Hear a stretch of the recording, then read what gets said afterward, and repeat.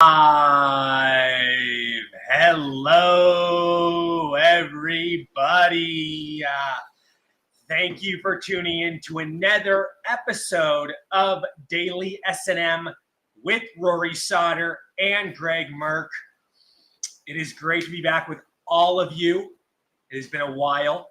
We haven't been live doing this program in probably what, Greg, about a month? Yeah, it's been a few weeks.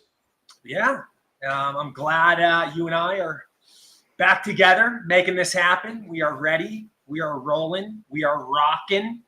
A lot to talk about tonight. It's been quite the Tuesday. Headline after headline.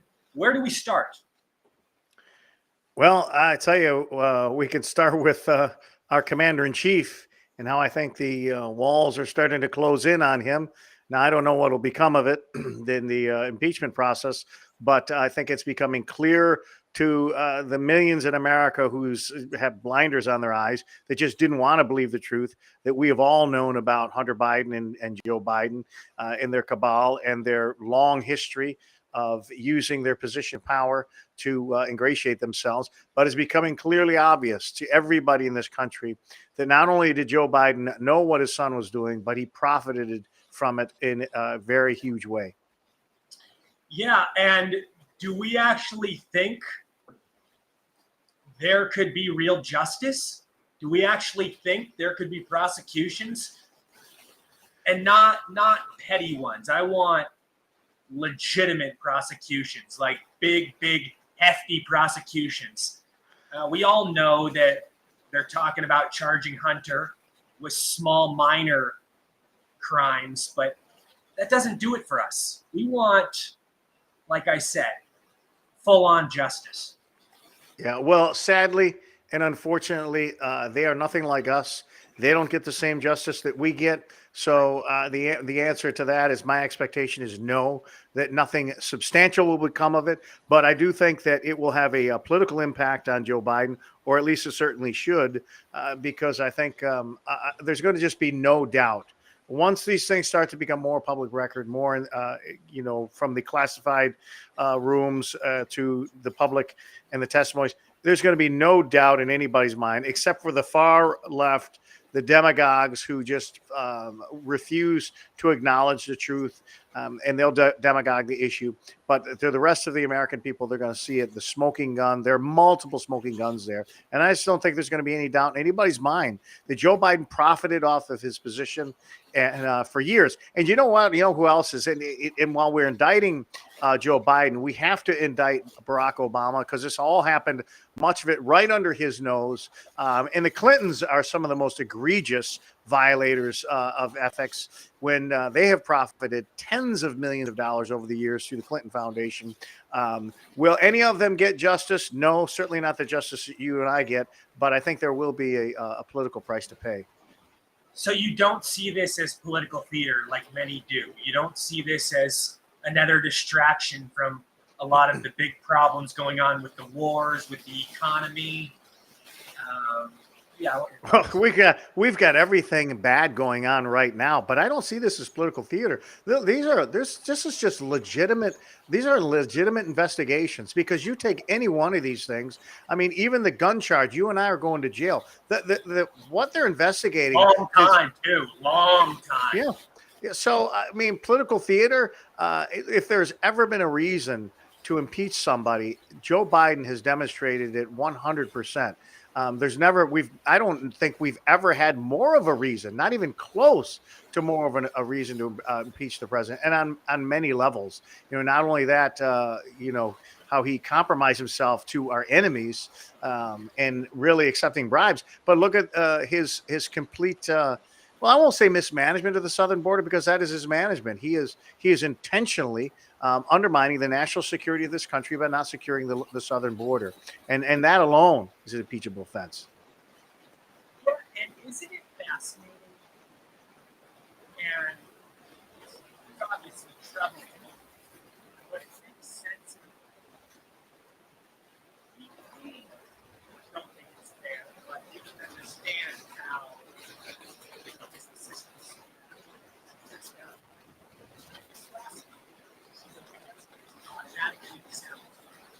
I'm losing it. I'm losing your audio a little bit. Can you hear me now? I can hear you there. Better now? Yes. Okay. How long were you losing me? How long were you losing me? You were in and out when you start talking. What about now? Am I good? Yeah, not great, but I can hear you. Okay. So going back to this. So let me actually fix this. I'm going to fix the.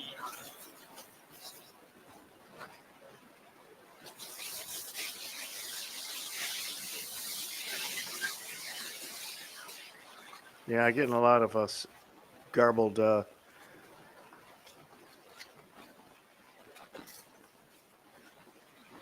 Some digital over bleed over.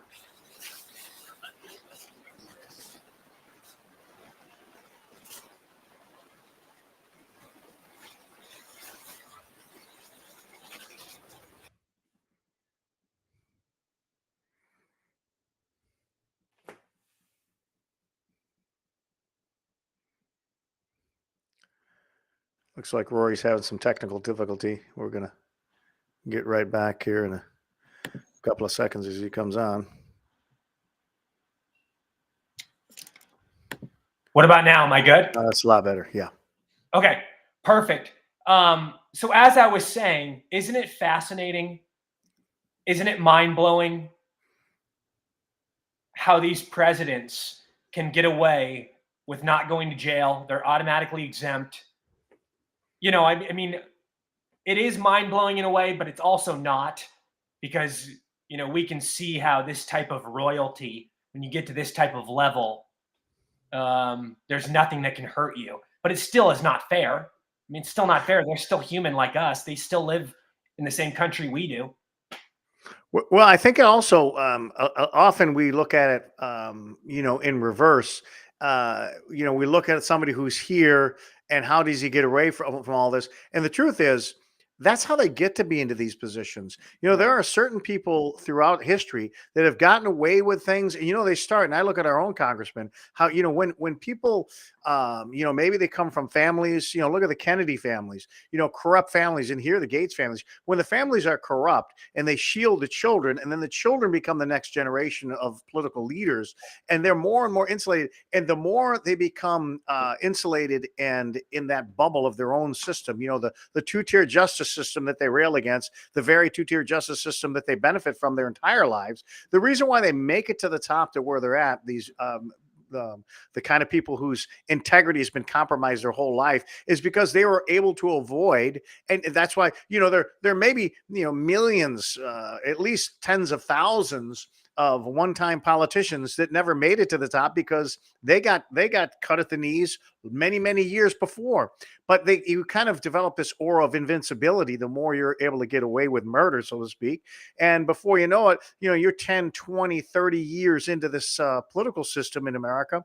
And you just, by the time you're Joe Biden and company, you're untouchable.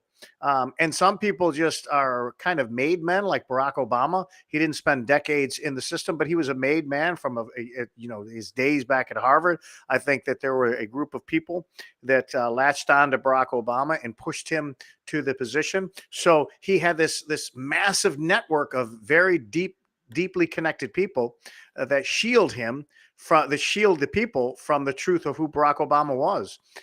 So whether it's that kind of influence or that kind of protection, or the individual who just goes his whole life getting away with murder, that's where they end up in positions of leadership like Joe Biden. Yeah, the way they buy their way up, the way they make all these deals with all the biggest elites, all the biggest organizations, and it goes on and on.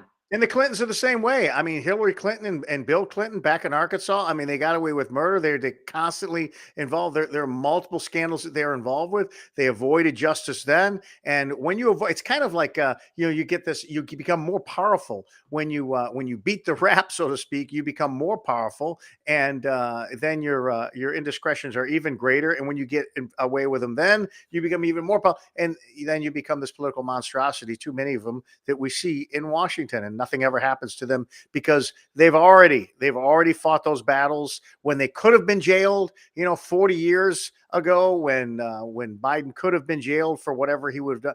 He got away with it. And so now he'll pay a political price, but the days of putting these people in jail, they're long gone.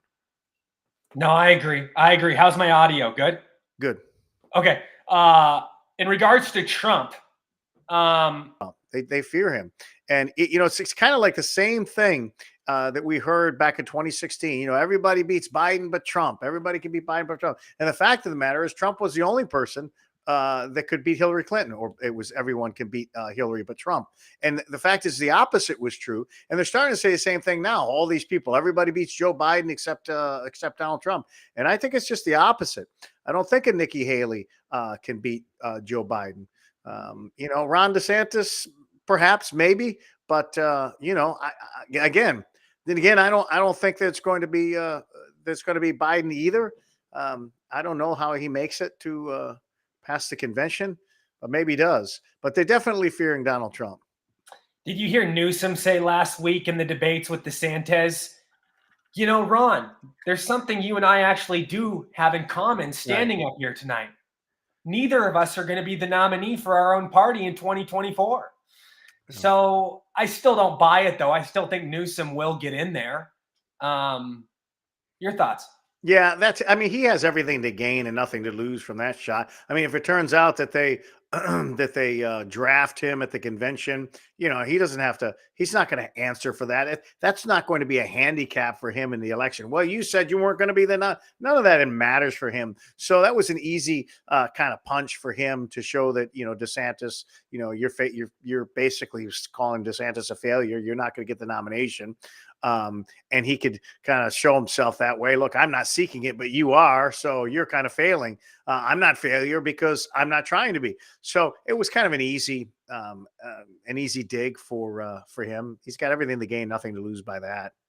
But it was pretty weak. I mean, of his attacks on DeSantis, they were very, very weak. And I'll tell you what, he better bring a lot if he is a nominee. Not that DeSantis would be, but if they were ever in a presidential election again, which could happen in 28, he better bring a lot more game than that. I will say, though, DeSantis has to be more charismatic. He's too much of a stiff out there.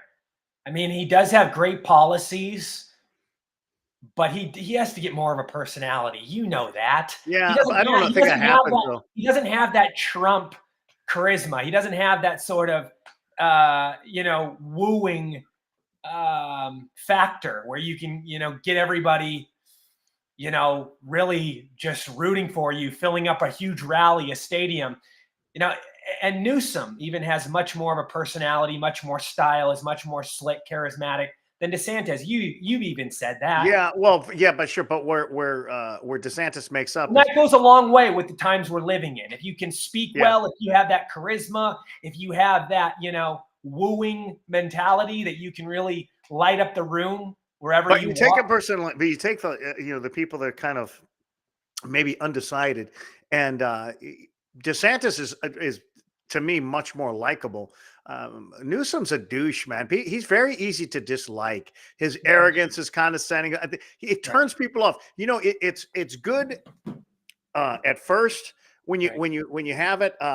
He's kind of exciting, but after a while, it's kind of like Ramaswamy. I mean, Ramaswamy was when he first came out, he was this breath of fresh air. He was this new energy. He's got some good ideas. I'm sure Trump will bring him in there. He does bring some fresh new.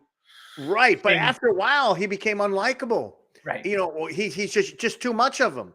It's like too much of a good thing. You want a little bit of sugar, but if you're eating chocolate all day long, it's just not good anymore. You just don't feel good. That's what Ramaswamy. That's why he's so unpopular now. People just see his arrogance. They see him as too combative. Some people like that, but when you're trying to reach millions of people across personality traits, guys like him, they don't bode well, and that's why I think Newsom loses. It's, Ron DeSantis, his personality, while it does need a little charisma, it's not offensive. So he's not offending anybody. So there's something to be said about, this guy offends people. And this guy over here, he's got more charisma, but he offends people. This guy, he doesn't have the charisma, but he's very non-offensive. He's Right. just very matter of fact. He sticks to it, but he's not condescending. He's not arrogant. And I think that where Ron DeSantis loses to Newsom in charisma and personality, he makes up for, because it's hard to dislike him. Right. And I think Newsom is very easy to dislike. Do you think DeSantis would take a position in Trump's cabinet? Yeah, well, that's a tough one. I don't know. I mean, I personally don't think that Trump, because he is kind of vindictive, I don't really see him giving DeSantis anything. So I doubt it. I mean, DeSantis is going to run out his, finish Right. his term as And governor. that's why I mentioned he'll be running out his term, in 2026. And if Yeah. Trump will be 2 years in. And if DeSantis is bored, or if DeSantis, is offered a job, that's what I'm thinking. Would he take it if Trump? Because I knew because I knew this a while back, that his term was going to end in 2026, and that's why I asked the question. I'm just wondering. Yeah. I mean, a lot could happen. Who knows? VP. He's not going to be VP at this point, but yeah, go ahead. Sorry. No, I mean, who knows? So much could happen. Maybe he runs for the Senate against, Rubio leaves and he runs for Senate. Who knows? Lots of things can happen. Maybe he does take an appointment at that point for, in the Trump administration. He's definitely not through with politics. That's for sure. I think there are those 2 years that are between 26 and 28, where I do believe he'll run again in 28. There's he's definitely going to be busy. Right. And I will say that Ramaswamy will more than likely get a high position in Trump's cabinet. I don't. But what does he bring to the table? I don't. You know what I mean? I mean, to me, what does he bring to the table in the administration? I don't know. I mean, what could he do? Because of course, I'm of the mindset, if I'm going to Washington to be a cabinet position, I got an 80% chance that the cabinet position I'm holding is the one I want to get rid of, because I believe we ought to eliminate all of them, with the exception of the defense and the State Department. The other ones could be eliminated and or combined. What's he going to do? He's going to go in there and have another bureaucracy. He's great with speaking. He's great with communications. Right. Yeah. Then maybe make him some kind of something in the press. But what's he going to do? What cabinet position could he possibly do? The State Department. He doesn't know his ass from a hole. What about chief of staff? Look, that's not a position you give to a novice. That's a very Washington type of job. You really have to know the system. You are micromanaging the president's schedule. So that's not a job for a guy who has no experience in Washington. He's not totally unqualified. He would never get that job.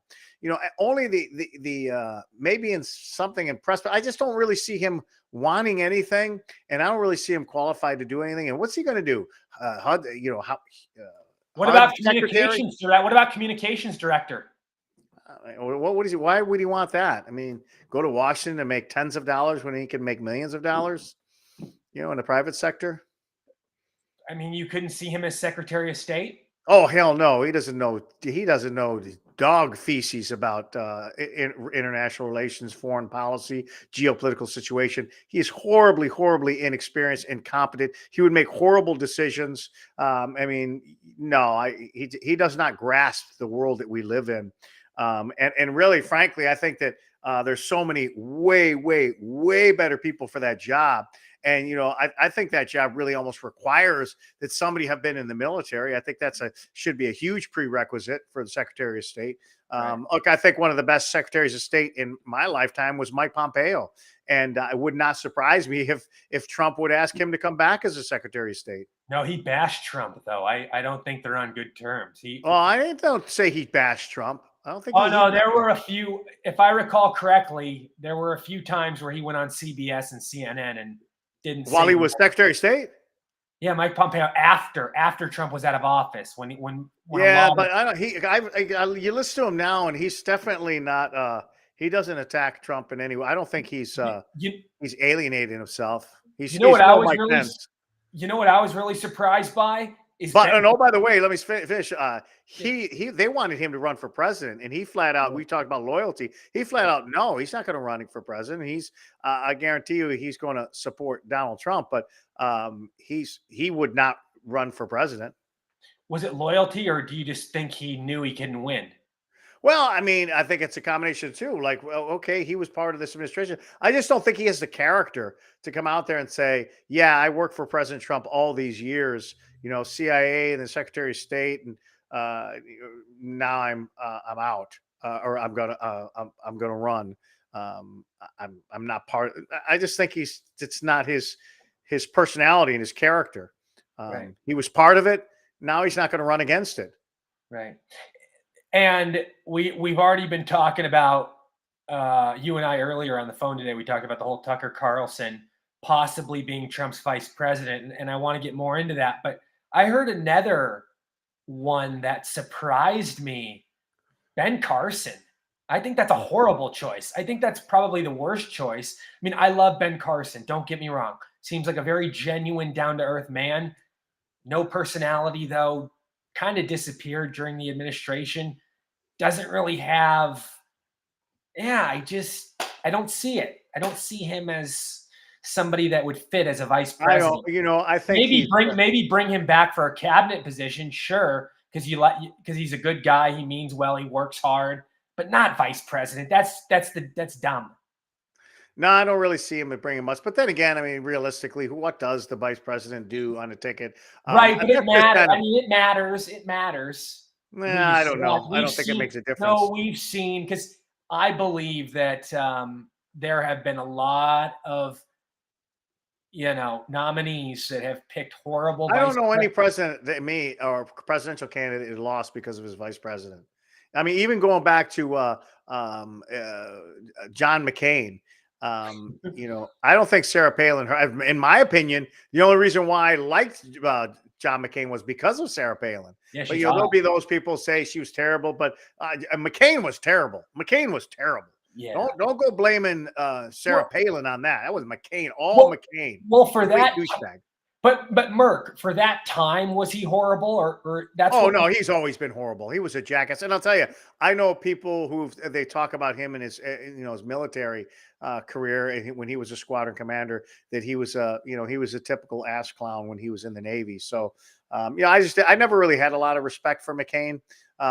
Ditching his wife for prettier model. I don't have respect for people like that anyway. Right. But look at. If Joe Biden can get elected with Kamala Harris, then you can't stoop any lower as far as your vice presidential pick. You can't stoop any lower than that. And he got elected. She didn't seem to hurt him.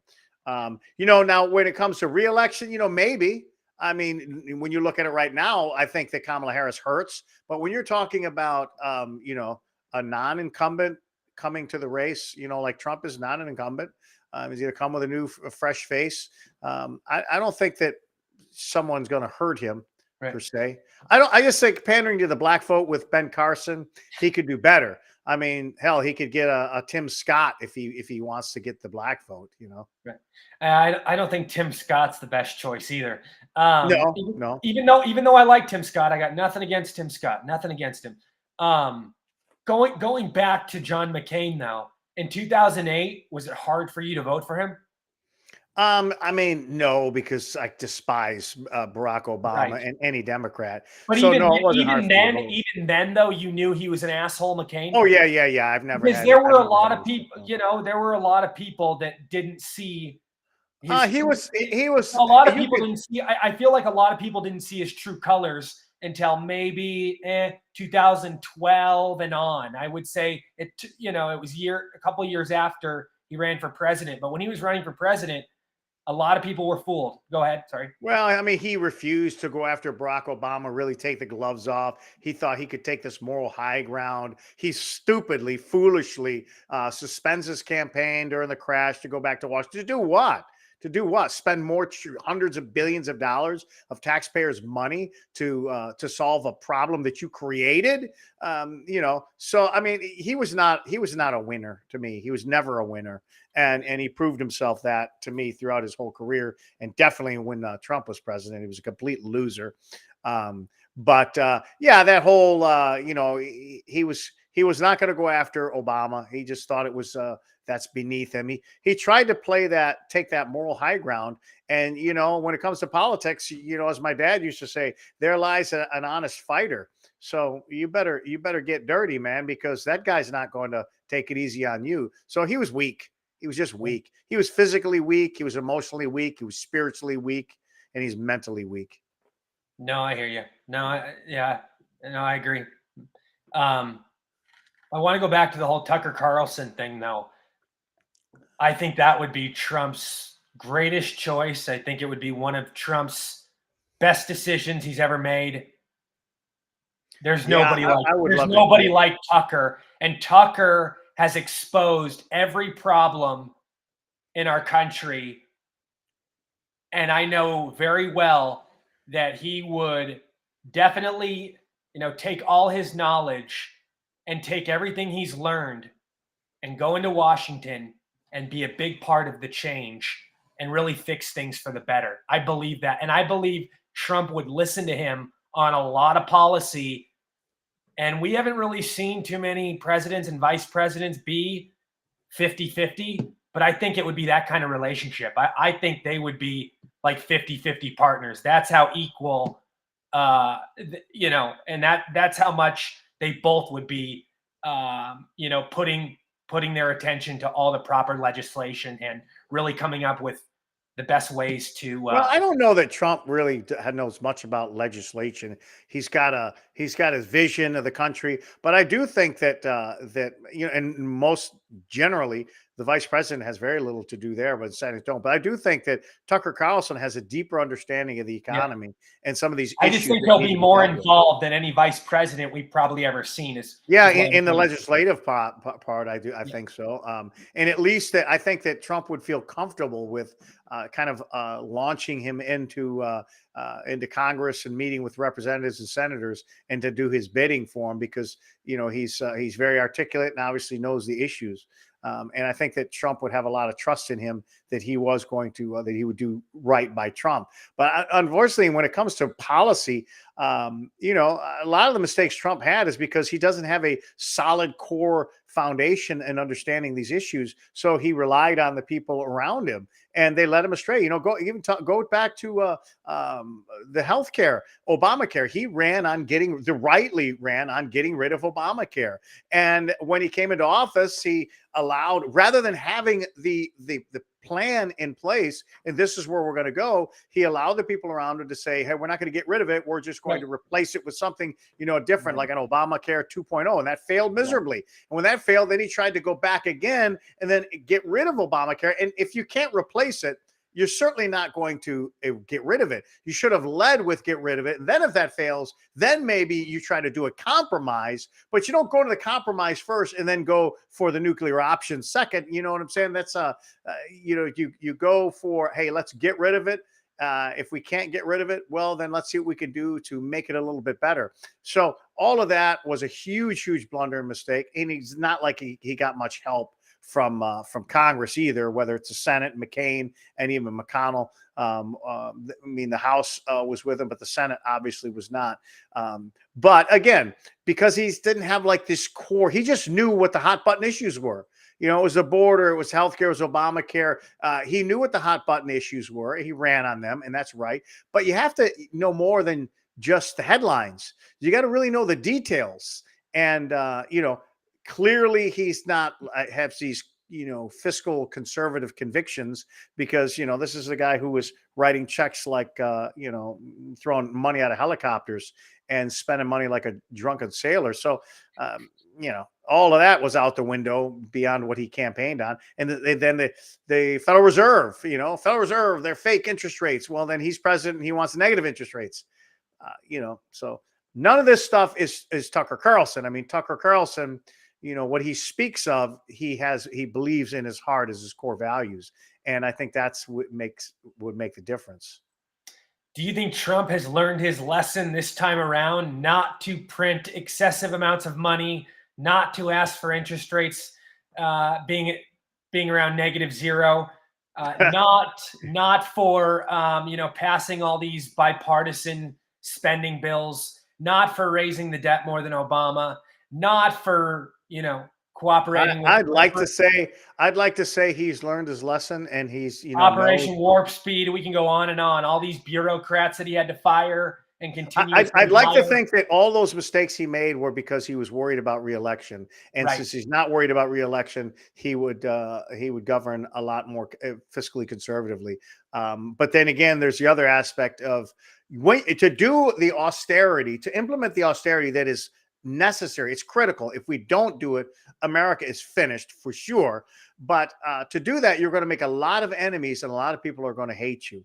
And I don't know that Trump could handle that kind of hate, that kind of weighing in on his quote legacy.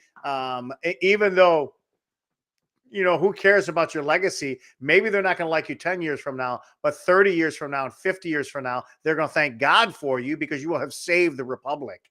I don't know that he has that long-term vision. I mean, look at Calvin Coolidge. Look at all of the deficit, the debt that was created under presidents and how it went. And you look under, and it's all positives. And some it's more. It's $8 trillion for Obama, $6.7 trillion for Trump. But you look at Calvin Coolidge, it's negative. It's negative in the $1 billion. He cut the government, and I'm not just saying cut the rate of growth. He literally cut the debt and cut it out.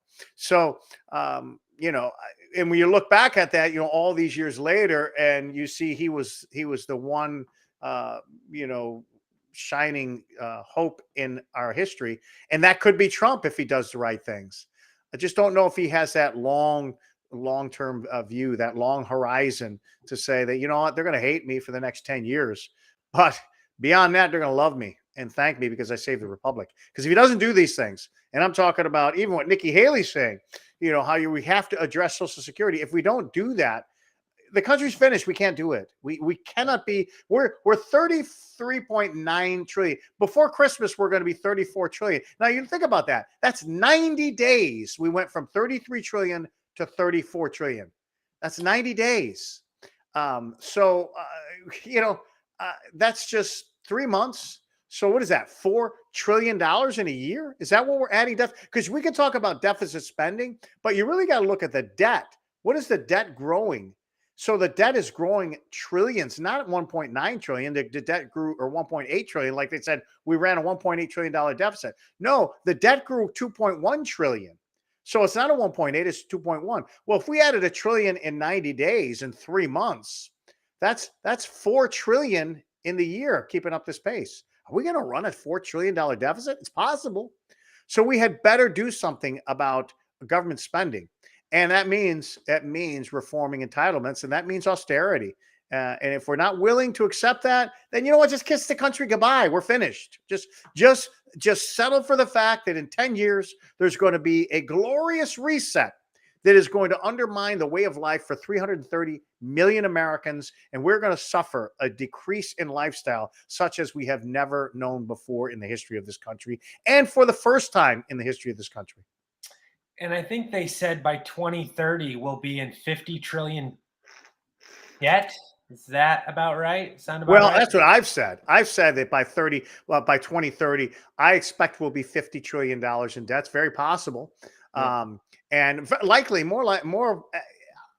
If maybe we more. Continued on this path, where it's very likely, because if we keep these rates for longer, interest rates at 5.25%, 5.5%, and I don't know that we do, but all of that debt that's getting rolled over every month, we're going to look at a debt service of $2 trillion, $2 trillion just to pay the debt, the interest on the debt. So, now think about that. Last year, service on the debt was $400 billion. Now think about going from $400 billion to $2 trillion and maybe more. I mean, if it's 5%, if the rates are 5% and we're at $50 trillion, that's $2.5 trillion. The average. Every month we got to turn this stuff over. we turn it over under the new interest rate, which is 5%.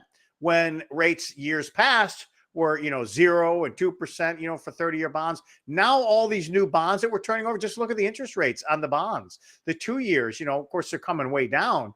But, we're talking about we refinance hundreds of billions of dollars in new debt from, 0.5% to 5%. That's huge. And we got $7 trillion that's going to be refinanced in the next couple of months. $7 trillion of our debt is going to get refinanced, and it's going to go from a very low interest rate to having to be refinanced at a much, much higher interest rate of 5%. And that's money that we have to pay with our taxes. That interest comes out of our taxes. And when we don't have the taxes to pay, we print more money and sell more U.S. treasuries, go even more in debt, exacerbating the problem. So it's this vicious spiral. And we're going to have to do something that's going to be very painful. And if Trump is not willing to do it, then he's not going to save the republic from economic demise. And we talked about Trump being able to pull off many of these, let's call them miracles, because they are. These are some big things that he has to deliver on. And I think in order to make that happen, you can't have bureaucrats in there.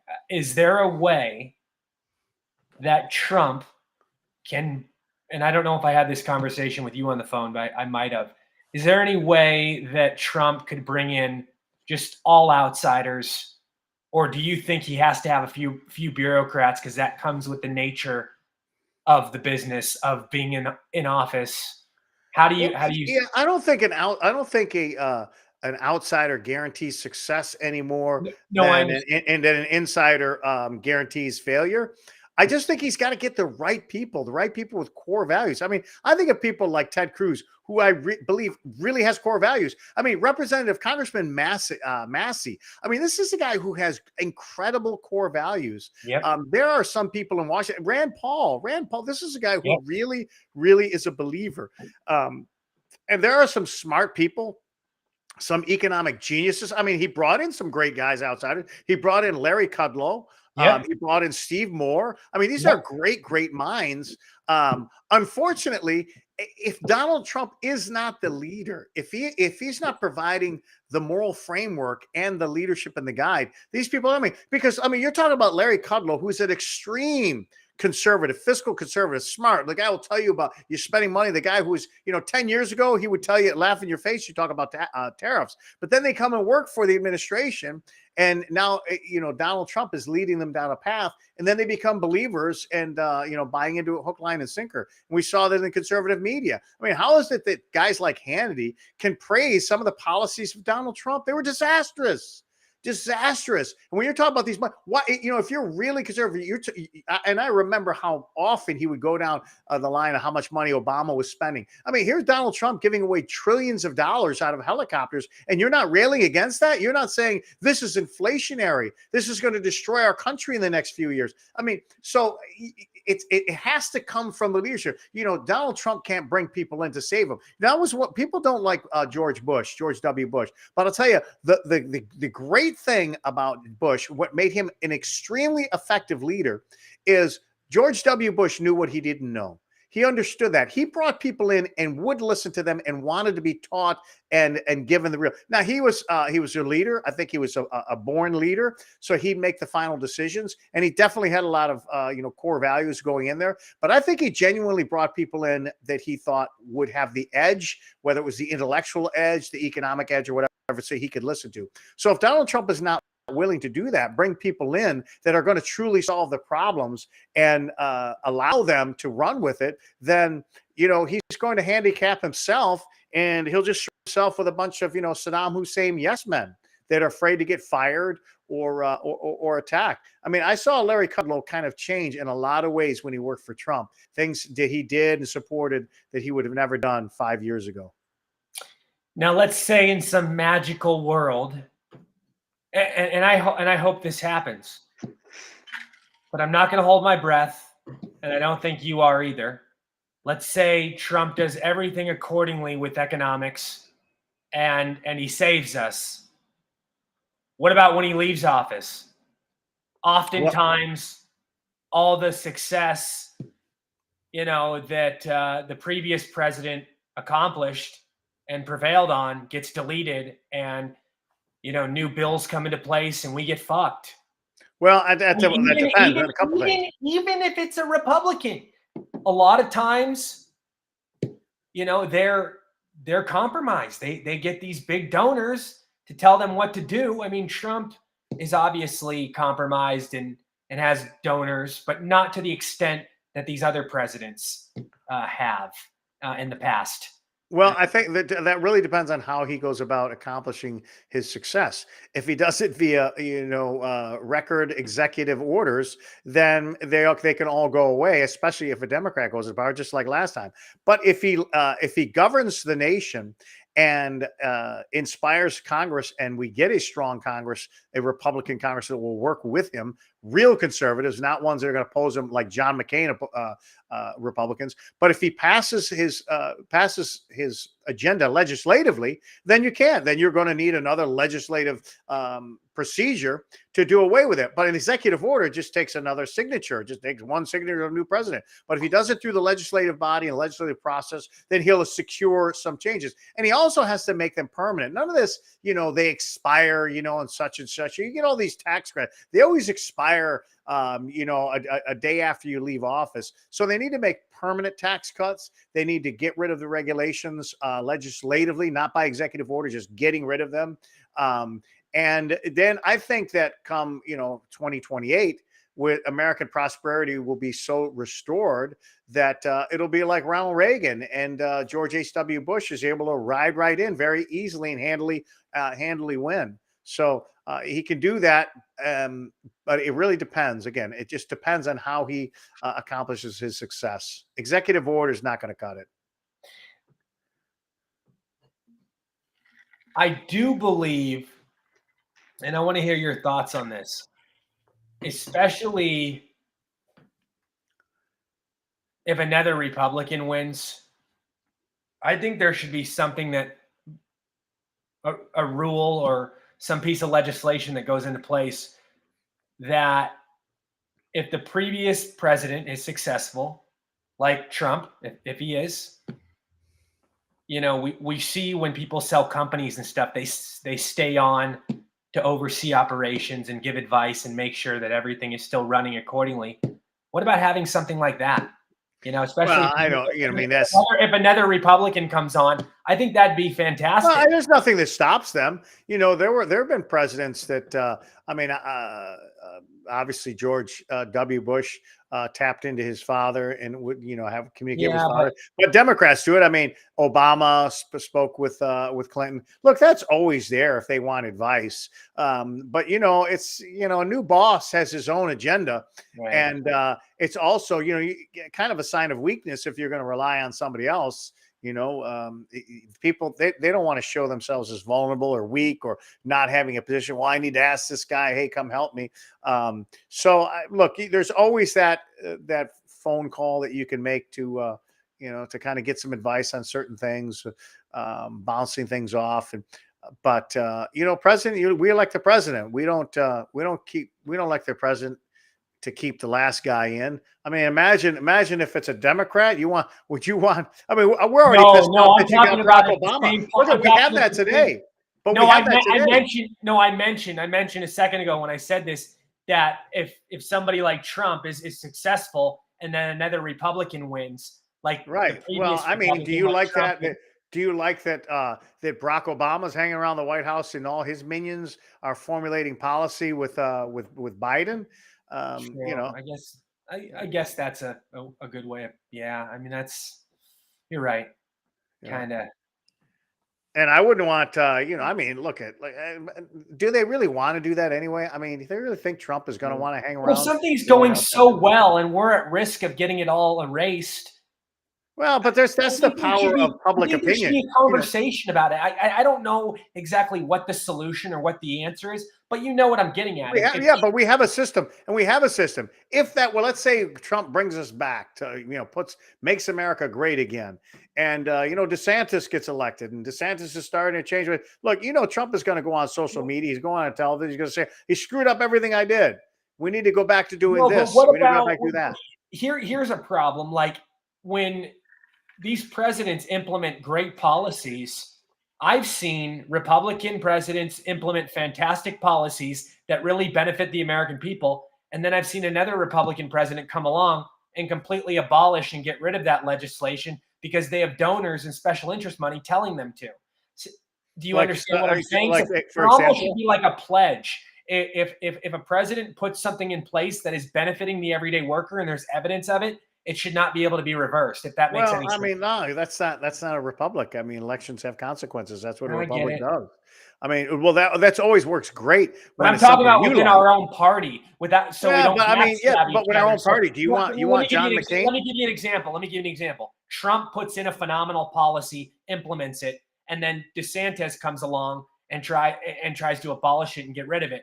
But there's proof that it's benefiting the everyday worker, and We experience that every single day I know. across every single day with Republicans and Democrats alike. Whether it's Republicans reversing, Democrats reversing, Democrats reversing, Democrats, Republicans. That's why we have a republic and we don't have a monarchy where some king makes the law and decree and it never changes. Yeah. Nebuchadnezzar. We're not ruled by Nebuchadnezzar, who writes a decree and nothing can change it. Sorry, I said nobody bows down and bends. I'm sorry, I got to throw you to the lions because I have this decree, and no matter how much. So we live in a republic, and elections have consequences, and it works great when we don't like the legislation and we can change it. Right. We can't cherry pick the stuff we like. And I want to keep that. Well, yeah, we all want to keep it. That's why we keep going to the polls and trying to vote in people that will keep it. And when they don't, we get rid of them. Yeah. I want to bring this up. Speaker Mike Johnson is selling out, man. He's been really. Is this a surprise to anybody? I mean, he's not selling out. No, you got to listen. You got to listen to this. Speaker Mike Johnson tables move to slip deep state reauthorization in defense bill. Listen to this. Mike Johnson on Tuesday reportedly tabled a move to slip a deep state reauthorization into a defense bill. Speaker Johnson has nixed an extension of FISA authority as part of the NDAA. Punchbowl News, Jake Sherman wrote. As Breitbart News has reported, Johnson and other congressional leaders have wanted to temporarily reauthorize Section 702 of the Foreign Intelligence Surveillance Act, FISA, and the National Defense Authorization Act, NDAA. Section 702 is a controversial government surveillance law, and the proposed move received strong backlash from 54 bipartisan House lawmakers and House Judiciary Committee Chairman Jim Jordan. Yeah, dude, this is bad news bears. Well, I said from the beginning, they expected. Now, I think that Kevin McCarthy did an excellent job for what he was dealt with. I mean, they expected McCarthy to be able to fly to the moon in a Tesla Model S. Okay, it's not going to happen. Well, just get rid of him. So we'll put Johnson in the Tesla. Look, Johnson ain't getting to the moon in a Tesla either. Like nobody could possibly accomplish what these these 8 wanted to accomplish. Johnson was going to do the exact same thing. He was going to be put in the exact same predicament as Kevin McCarthy. Kevin McCarthy was not abandoning his principles. He was just playing in the game with what he was given.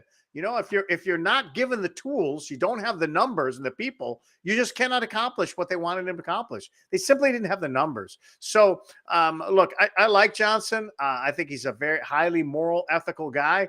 But if you thought he was going to be able to accomplish what Kevin McCarthy was not able to, you just were naive or ignorant. For those who thought Johnson could do more than McCarthy, they're either naive or ignorant, or they're liars. And I think that's a lot of those people like Gates are just liars. The fact that he's going along with this, though, is disgusting, and he's a sellout, and he's a punk, and He's not going. You say, look, they're trying to portray it. He's not going along with anything. If you said, "Hey, you're king for a day, Mr. Speaker," what would you do? He's going to do something completely different. He's dealt a hand. You cannot beat a royal flush if all you got are a pair of threes. Right. Look, you don't beat a royal flush. Sorry, you just cannot do it. You Right. can't do it. And you know what? You can't even bluff because the guy's got a flush. You ain't going to bluff him.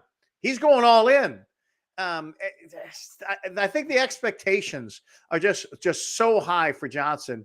And I look at people like Gates who pull all his shenanigans. Look, Gates was about Gates himself. He was not ideological driven in this whole thing. The guy's never gave a damn about the debt for 1 second. He hijacked anything he said about the deficit and about spending from my campaign against him. So he never has any ideological bone in his body when it comes to saving money. He wanted to save his own ass because he wanted to shut down the ethics investigation into him. He didn't want to be another George Santos. So he's not kidding anybody with that. The guy doesn't want people to know who he is. So he hides in his little closet. And frankly, I don't even know how he finds room in the closet with all the skeletons crowding him out. The guy is a complete fraud. But if you thought that Johnson was going to give you more than McCarthy, that's just at the very best naive. No, I know. I remember we talked about him a few months ago and we had optimism, but we weren't going to hold our breath. We knew it was an uphill battle to, pass the proper agenda and the America First agenda. It's just, you can't. Okay. We don't have the Senate. Okay. Yeah. We're down in the Senate and we have a very tiny minority in the House. True. And they actually got some real cuts. I mean, some 8% cuts in discretionary spending. They actually made some real headway. But the Republican squad voted against it because they wanted to torpedo McCarthy, and they blew it and just kind of set themselves back. Now, accomplished nothing. I mean, I probably like Johnson a little better than McCarthy on a moral, on a moral level, because I think he's a genuine article. But that's not to say that I think that McCarthy's immoral. I just don't think he's the godly Christian convicted guy that Johnson is. But you know what? In Washington, that doesn't mean a whole lot of beans. Right. That's true. It's true. Liz Cheney. Ugh. Speaking of Washington, Ugh. speaking of all this, we were talking about, Trump and who he might select as his VP and, other things in that nature. We got somebody else who we talked about Kennedy, about a month ago on this show. And now Cheney is talking about a possible third-party run. I don't understand why. Maybe she just likes to hear herself talk. That's all I can really resort to. I didn't even think so. I even thought it sounded to me when I heard her talk that she would even consider as a Democrat. She didn't rule it out. Right. I didn't get from her words and listening to her and even seeing her facial expressions that she would run as a third, that she's committed. I'm not yet committed whether I would run as a third party. She's up in the air. Is she run a Republican? Could she run as a Democrat? I didn't see her ruling anything out. She didn't make that clear at all. She just said, in the next couple of months. But I mean, that could mean she's going to be a Democrat. Who knows? I really think that it's disgusting what she has become. Just a foul, disgusting person. And, this whole, we got to save democracy. That's all a bunch of horse manure. And, those are liberal, radical left talking points. And if anybody doesn't see that this administration, far and beyond anything Trump could ever do, is not only a threat, but has systematically undermined and destroyed the republic, then, there's just no dialogue with that. That's just demagoguery at its worst. And, you're not going to have any real debate with somebody who does not see this administration as having aggressively undermined and dismantled our republic. Yeah, no, agreed 100%. And while we're on this whole president topic, there's a new poll out. 49% of ages between 18 to 29 years old definitely won't vote in this 2024 election. Hallelujah. 49% of 18 to 29-year-olds definitely will not vote for a presidential candidate, down 8 points since 2019. An Institute of Politics at Harvard Kennedy School poll found Tuesday. The potential lack of young voter turnout will likely benefit former President Trump in this Absolutely. anticipated 2024 rematch against Joe Biden. The poll found voters under 30 support Biden over Trump by 11 points in a 2024 rematch, 41 to 30. Only 38% of Black Americans under 30 said they will definitely vote in 2024, down 12 points from 2019. Only 40% of Hispanic Americans said they will definitely vote in 2024, down 16 points since 2019. The downward trend is poor news for Biden, who relies on young voters for support. Voters under 30 supported Biden over Trump by 24 points in 2020. And voters under 30 represented 15% of all 2020 voters. Voters under the age of 30 made up 38% of newer irregular 2020 voters. The Harvard poll sampled over 2,000 people between 18 to 29 from October 23rd to November 6th, with a plus 2.86% margin of error. Interesting. Well, I can only hope that it's true. I think the average 18 to 30-year-old does not know nearly enough about politics to make a informed decision on who should lead the most powerful country in the world. So I just assume they stay home. It's a good thing that they stay home. I don't know if they will, but do us a favor, stay home. The media, especially the left and all these stupid propaganda machines, like to spew the nonsense narrative. Young people are the future. They're going to come out to vote. They're going to save democracy. Well, just look at young people are doing today. You've got a terrorist organization that did an attack that was 10 times our 9/11 in Israel, and they are protesting. Students all over this country protesting in favor of the terrorist organization Hamas. So I mean, they don't even know what they're protesting. They have no idea. And then you have the radical, the alphabet symbol group that are protesting against Israel. Don't they realize that Hamas would have a heyday with those people? I mean, how do you support and protest in favor of people that will kill you right where you stand? That they would literally cut your head off right in the street. How could you possibly protest in support of these people? But they do, and so I just assume they all stay home.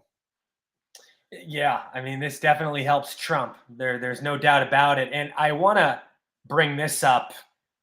The Democrats are really fucking bored in D.C., man. I'll tell you. Chuck Schumer is pledging to bring assault weapons ban to the Senate floor this week. Here we go again. Yep. He announced Monday night on Twitter, on X, that he will be bringing an assault weapons ban to the Senate floor this week. Jesus. Well, good luck with that. I know certainly Biden would sign it, but it'll go to the Supreme Court if it does pass. I don't see that I don't see it as possible to pass. I mean, look, this is what cracks me up. It was a thing though between 1994 and 2000. Remember Clinton? Yeah, but you look at it, it was not really. You had to do with suppressions, and it didn't get rid of the AR-15s. It just changed some components on them. It was an assault weapon ban. I know because I bought. So this is much more severe, detailed. Yeah, it'll never pass. I also think it is. But here's the thing. This is the same group of people that says, we've got all these illegals flooding in the country. And I think they're attacking DeSantis because he says he's going to deport 10 million of them, these 10 million that have come in. And you're just kind of laughing at them. Okay. You seriously think you cannot deport 10 million human beings, but you're going to come and take my AR-15s? You seriously think that you can go to all the millions upon millions of homes that have AR-15s and these assault rifles and you're going to confiscate them. You're going to do that. How? Good luck with that. Good luck with that. So I would suggest using your money and your resources to get rid of illegal aliens and criminal elements that kill, rape, and murder and steal and are a threat to our country's national security, and spend your money getting rid of those people and not try to get rid of people like me and take our assault weapons away, which, oh, by the way, just look to Ukraine. We're going to spend another $60 billion to Ukraine. Okay, this is a country that's handing out machine guns and ammunition to its citizens to arm the citizens against a Russian invasion. But I guess we don't have to worry about that because we're in the United States of America. We don't need, here, you can take all our assault weapons and take all our guns because we don't need them. Well, why do you think that nobody invades us? You think that just because we're the United States of America and people love us and nobody invades us? Don't you think for 1 second the fact that we have defended the Second Amendment for 250 years almost, don't you think that might have a little bit to do with it? Oh, I can tell you that it absolutely does, because the Germans and the Japanese thought long and hard about invading our countryside because of that very fact. And how much more today when Americans like myself are armed to the teeth with thousands of rounds just because I can. Why? Because I can, because the Constitution says I can. And so they ought to take that into serious consideration. The fact that our borders have been safe from foreign invaders other than terrorists, and they ought to realize that has that has a lot to do with the Second Amendment. Yeah, no, I mean, you brought up Zelensky. Zelensky, he appealed directly to U.S. senators on Tuesday, seeking assurances on approval for delivery of the next tranche of aid and lethal military equipment to his embattled country. I mean, this guy is something else. He's quite the actor. He's quite the scumbag. He's the lowest of lives. He wants another 60 billion, and Biden wants to give it to him. And here's the thing: if you go back to Afghanistan, the hundreds of billions of dollars that we gave to Afghanistan, and we were paying for their soldiers, we were paying for their security forces. Many of them didn't even exist. Many of them did not exist. So, in other words, they say we've got 300,000 security personnel, and there's X amount of dollars per security personnel, whatever, 10,000, 20,000 per security personnel. They only have like a fraction of that. So we're giving them money to fund people that don't exist. Are we doing the same thing in Ukraine? We're giving all this money to these people and to support their forces. Do they even have these forces? I mean, where is this money going? The answer is we have no damn idea where that money's going. But we can reasonably expect, because that is one of the most corrupt countries in the world, just like Russia, we can reasonably expect that a lot of wealthy oligarchs in Ukraine are getting wealthier with our money. I'm sorry. It is a national security issue. If it's a national security threat to us, no. Is it in America's best interest? No. Is it a threat to the United? No. So I'm sorry, Ukraine. You're going to have to negotiate this one on your own. This is 2 years now. What, in a couple of almost 2 years, and billions of our tax dollars for what? For what? They're killing each other left and right over there. They haven't gotten a shred of land one way or the other, gotten it back. All they're doing is burning up U.S. tax dollars and killing each other. I don't see that that's a good investment. I don't think that is a smart track that we're on in signing more checks so that they can kill each other. You're accomplishing nothing, zero. This is like a stalemate of killing each other. And oh, by the way, Russia will win in the end. There's no way little Ukraine is going. It's just not going to happen. So what are we doing? Is this compassionate to me? Unfortunately, we've gotten ourselves into a corner right now where if we don't beat Russia, it's a huge black eye for America, because Putin is going to use it to he's going to sensationalize it, and he's going to use it for propaganda that we defeated the Americans. So this jackass of a clown that we have as a president, just not only did he put us hundreds of billions of dollars in debt for the Ukrainians and enrich the Ukrainian oligarchs, but he's given them a massive propaganda tool to show how they defeated America. No, it should have way at the beginning. Of course, under Trump, this would have never happened. I get it. But they should have, Biden should have been committed to negotiating some kind of peace settlement very early on, billions and billions of dollars ago, but he didn't. And now everybody is worse off. Everybody. mostly us. And isn't it fair to say that 90% of Washington, D.C. is enriching themselves off this Ukrainian war with money laundering? Because we see on both sides how so many of them, the majority of them on both sides, are all for sending more and more money. And the only thing I can think of and resort to is they're enriching themselves. Why else would they have any interest in a foreign war that they know that they know Ukraine's losing? It just doesn't Well, I make me. mean, it does a lot of look at. I don't know that 90%, and I don't know how It's many a are lot, getting. though. It's more than not. I don't think they have to be getting paid any. All it takes is one person, one powerful person like Joe Biden, who's clearly compromised. I mean, obviously, his son, Burisma, Ukrainian, clearly compromised. So now you have the entire party that is going to support what Joe Biden wants. And so they don't even have to be taking a penny. They're going to support their man. They're going to support their leader. They're going to support Joe Biden. And I think a lot of the Republicans are just on this, this Lindsey Graham, I hate Putin. Putin's the devil. Zelensky's the greatest guy since sliced bread. We got to support the Ukrainians. I think they're just wrong, just politically, geopolitically wrong. And then their logic, I think, is flawed. And I think that their read on the whole situation is wrong. But people don't have to be paid off. There are a lot of believers in Washington that really think that this is, a moral thing to help the poor innocent Ukrainians. And look, I get it. Putin's a bad guy. He invaded them.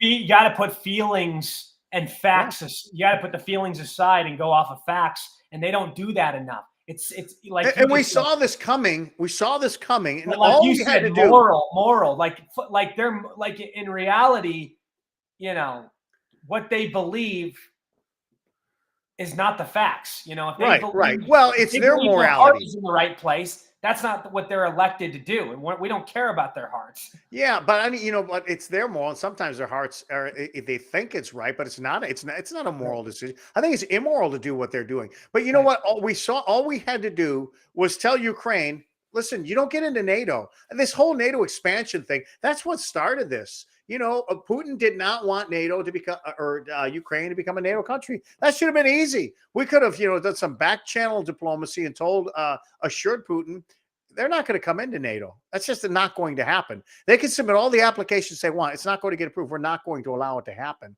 And then this would have never happened. But now we want to let everybody know. I mean, look at Turkey. Turkey's in NATO. What a huge, massive mistake that is. This is a country that routinely threatens to attack another NATO country in Greece and is occupying certain islands. So, talk about violations of, Article 2 of the NATO treaty. I mean, Turkey's a horrible member. The last people we want to bring in are countries like Ukraine. We already got to deal with cesspools like Turkey and Erdogan. So all we had to do was assure Putin that was not going to happen. But no, because Joe Biden was compromised, we're now in this mess that the taxpayers are footing the bill for. And, who knows how long it's going to go on for? I mean, how much longer can it go? Well, apparently Ukraine is locked in, and it's just a matter of time until they get accepted to NATO. It's inevitable. I mean, and now we got the war in the Middle East, in Gaza, and that's going to start siphoning. Zelensky's hating that. China, Taiwan's coming probably before the year's over. Yeah, I don't know if that's going because I think what's China's economy is struggling. You think they'll hold back for a while? Yeah, they're hurting big time. They're in big trouble. But Greg, if they hold back and wait too long, that's not good for them. That would be stupid because then Trump comes back in, and then they wouldn't pull that because they know he would hold them accountable in about 2 seconds. He would make sure China pays a price. Yeah, maybe. I don't know that. I don't think Trump, despite his flaws, he's got his issues, but I don't think Trump would let China take Taiwan. I don't think China. But see, here's the thing: China doesn't have to do stuff right now. They're very patient, very, very patient. and they definitely play the long game. And I'm talking like decades and decades and Yeah. centuries. They play the long game. So you know, if they cannot do it until if Trump gets elected, they got no problem holding off, waiting, continuing the de-dollarization that they're doing, buying their time, and doing it after Trump if they thought Trump was going to be a threat. But I honestly don't think they look at who the U.S. president is whether or not there are much bigger things that are driving China's decision to invade Taiwan, bigger than who the U.S. president is. You know, and you've got Trump. I mean, the Chinese aren't stupid. They know Trump is a anti-war, very anti-war. So I don't know that Trump in office is necessarily threatening to China. Trump doesn't like to go to war. He hasn't going to go to war for anything. Right. But he hasn't really needed to, because all these other world leaders seem to have some, you know, they have a sense of respect for him. Well, and he's smart enough to know he could use strikes, individual targeted strikes, to kill people and take people out. I mean, it's Right. not like we weren't at war with ISIS in Iraq and the Caliphate. I mean, he wiped them out. You know, under his administration, we were attacking them relentlessly, but it wasn't an all-out, you know, invasion. But I do think that China plays the long game, and they consider bigger things that that transcend who the U.S. president is, whether he's a Republican like Trump or a bozo like Biden. Because that's the case, they're walking in there and just cleaning up house right now under this idiot Biden. So clearly, there are bigger things that are driving their decision making, and I think number one is de-dollarization. So, Yeah, the de-dollarization thing is a big deal. It's a big deal. Putin, we were talking about him a second ago, is going to visit Saudi Arabia this week. So the troubled Middle East is about to have a new diplomatic player on the ground, with the Kremlin announcing Vladimir Putin will travel Wednesday to the United Arab Emirates and Saudi Arabia. Putin will journey to the two countries for a flying one-day working visit, which he will meet the Saudi Crown Prince Mohammed bin Salman, Russian state news agencies TASS and RIA Novosti said, citing the Shot Telegram channel and Russian news website Life. Putin will visit Saudi Arabia, where his negotiations will primarily be with the Crown Prince, shortly after making a trip to the UAE. The Shot Telegram channel quoted presidential aide Yuri Yushkov as saying, AP reports. The UAE is currently hosting the COP 28 UN climate change conference, but it's not clear if Putin will attend. What do we think Putin's going to be talking about in Saudi Arabia and in the UAE? Why is he well, heading over? I imagine he's going to talk about how the United States is destabilizing the region. You know, who knows? Maybe talking about. I'm sure he's not liking the oil prices, you know, getting into the 70s and 80s. You know, finding ways to step up that. You know, how can we get the price pushed back up to 80 and, you know, 90, 100? And I know Saudi Arabia is one of those countries that is doing a lot of deals with China and Russia, and you know, and they're against the U.S. You know, they're you know, if a World War III came down, they would definitely align with China, with Russia, with all these other countries. So I wonder if that's what they're talking about too, that possible scenario. Yeah. I mean, look, the other thing is Putin is not liking this war he's in. No. And it's And to be fair, and this has been reported. Even Tucker reported this, and other people reported this. Putin, on a few occasions, this was like a year ago, offered Zelensky, let's have a ceasefire, let's just stop. And Zelensky said, "Fuck you, I want." Basically, we all know why Zelensky did this, because he wants the money. It's very simple. Putin said, "Let's just stop." And I'm not, you know, condoning Putin's behavior as a person. We obviously know he's done atrocious things. But in this scenario, in this case, he was the voice of reason. And Zelensky said, no, not interested, man. Not Because interested. Zelensky's getting billions and millions and millions Right. of dollars. Right. And not just for we're not just talking about bullets and bombs. We're talking about money that's he's got people getting paid, he's got local businesses getting paid, he's got security forces, all his security forces getting paid, probably like getting paid 3-1 because we're getting a check for 3 when we only have 1. So he's getting like triple the pay. So I mean, this guy, it's a windfall profit for this guy.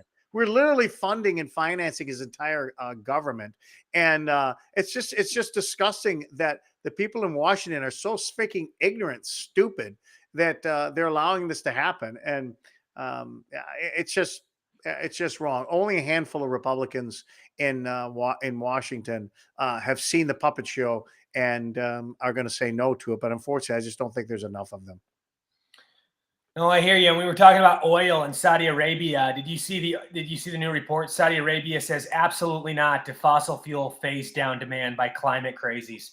I mean, it's Saudi Arabia. It's like the #1 place for oil. Do you think they're going to give in to this climate change bullshit? I mean, seriously, look at all the money that comes from Saudi Arabia with the gas, with the oil, with all this stuff, with all the I mean, come on. Saudi Arabia's energy minister rejected any phase down of fossil fuel now or in the future on Monday, using an interview at the UN's COP28 conference to reject the increasingly strident demands of climate activists. These climate activists have some nerve. AFP reports a tentative phase down out was included in a first draft of an agreement on climate action delegates are haggling over during talks that are scheduled to finish on December 12th. If successful, it will end all new oil, gas, and coal projects. But Energy Minister Prince Abdulaziz bin Solomon's half-brother of de facto ruler Crown Prince Mohammed bin Salman told Bloomberg that Saudi Arabia, the world's biggest oil exporter, rejects the proposal outright. So there's no way. Well, it's what the United States should be saying. We've got probably 1,000 years worth of natural gas and oil in our own country. Right. We've got so much energy in our own country. It makes the entire world look pathetic. And yet we're just throwing it all away. And I think China's building a new coal plant, every month? I mean, if you're going to do something, let the free markets do it and do it on their own. There are ways that they can trap some of these carbon emissions. Frankly, I think it's a complete waste of money. There's something to be said in pollution, in smog, and for cities. But this whole climate change agenda, but it's not about the planet and running out of energy and having a clean source and saving the environment. It's really about control. And when people have combustion engines that run on gasoline, they can take those cars and go wherever they want, whenever the frig they want. And that seems just simple and elementary, but that is exactly what the tyrants and the authoritarians do not want. They want to be able to control the masses. And when 300 million Americans can do what they want, when they want, and drive where they want, they just can't have that. And really, the whole, it's like they're getting sucked in, because they'll suck you into this. Hey, we're going to save the planet and your children. It's your future. We're going to get you in this electric car, but it's impossible to sustain the power requirements to support all these electric vehicles. So the next step then will be take the car away. And now you don't even have the car. Now you're going to have to rely on mass transportation, if you even have that. Or you build these little communities where you don't have to drive anywhere, because it's all this kind of, self-contained. And so it's all about sucking you in. You're talking about the 15-minute cities, right? Yeah. And it's boiling. We're boiling the country to death. The frog in the pan scenario, boiling us to death. And eventually we get to the point where we're dead. We're not able to do anything. So the electric car thing, it's just all part of a process, not to give you a different kind of car. Eventually you'll have no car, because you cannot have 100 million vehicles and trucks. You can't have that and all be on an electric grid. It's just not possible. Not possible. So you won't have a car. Yeah. And the EU chief demands trillions for the green agenda at the UN climate summit. I mean, this is It's going on everywhere. Now you have Joe Biden, the administration, promising $3 billion to gift to UN Green Climate Summit. Jesus, the Biden administration announced Saturday it is sending $3 billion in U.S. taxpayer funds to the UN's flagship Green Climate Fund in a move applauded by climate special envoy Americans ought to John be Kerry. disgusted. Americans ought to be disgusted by that. Look, Americans ought to be. You know, it's funny because when I was at I was considering running for Congress in 2016, and I went to one of the debates, and there were like 5 candidates up there, 6 candidates, and they asked them what they think about the UN, and not a single one of them said what I would have said at the time and say right now.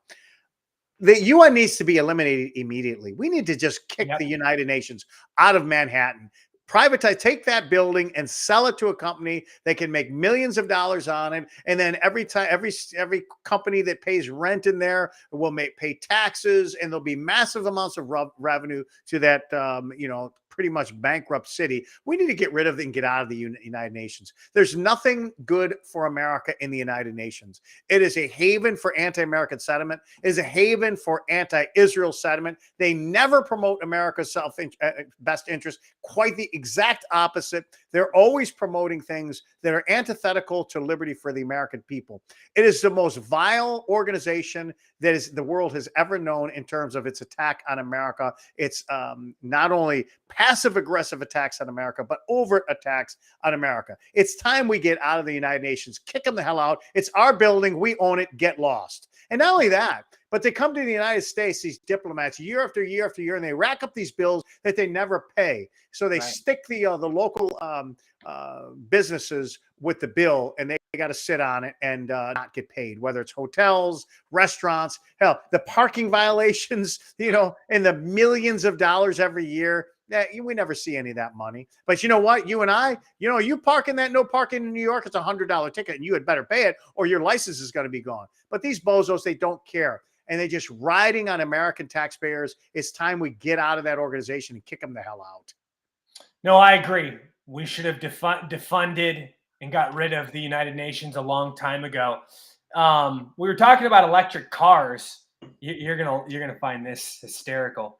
0 electric vehicle chargers built so far, with $7.5 billion with a B allocated by Congress. Despite Congress having allocated billions to building electric vehicle chargers across the United States at the behest of Joe Biden, not a single charger has been built so far with the funds.